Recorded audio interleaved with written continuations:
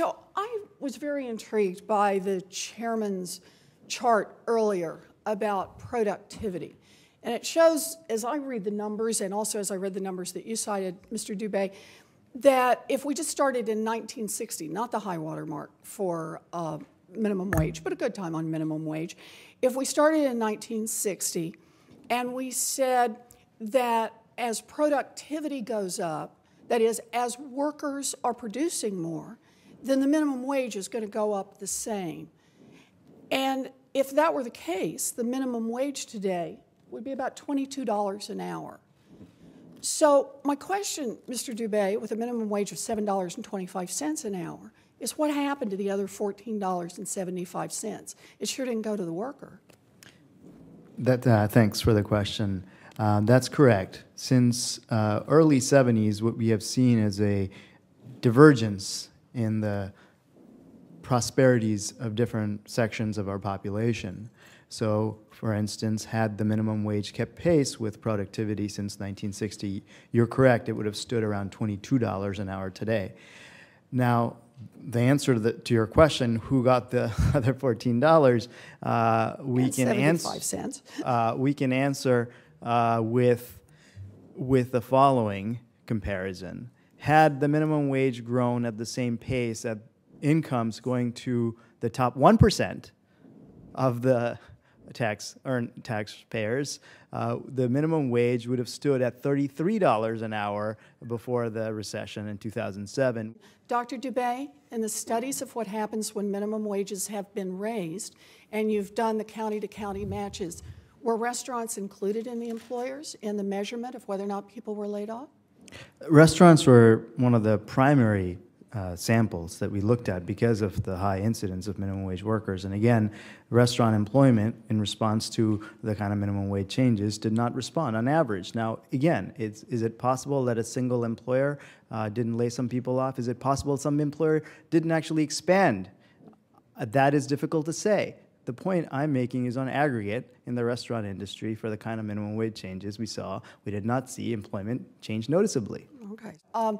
During my Senate campaign, I ate a number 11 at McDonald's many, many times a week. And I know the price on that one, $7.19. According to the data on the analysis of what would happen if we raised the minimum wage to $10.10 over 3 years, the price increase on that item would be about 4 cents.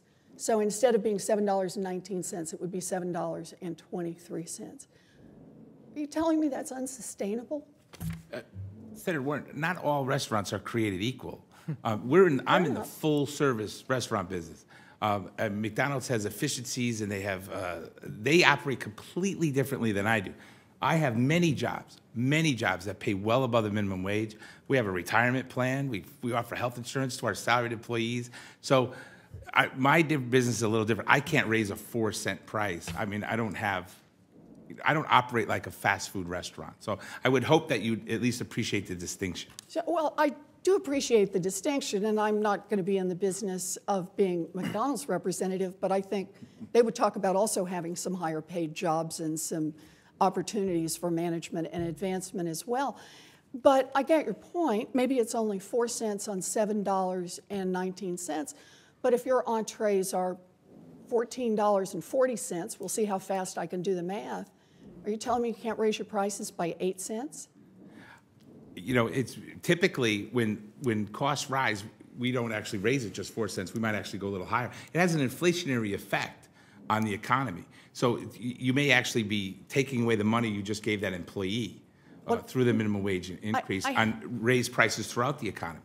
I have to say, you've now switched your argument from what it was going to do to your business to what it's going to do to the economy. And I think, Dr. Dube, you've looked at the inflationary effects of increasing the minimum wage.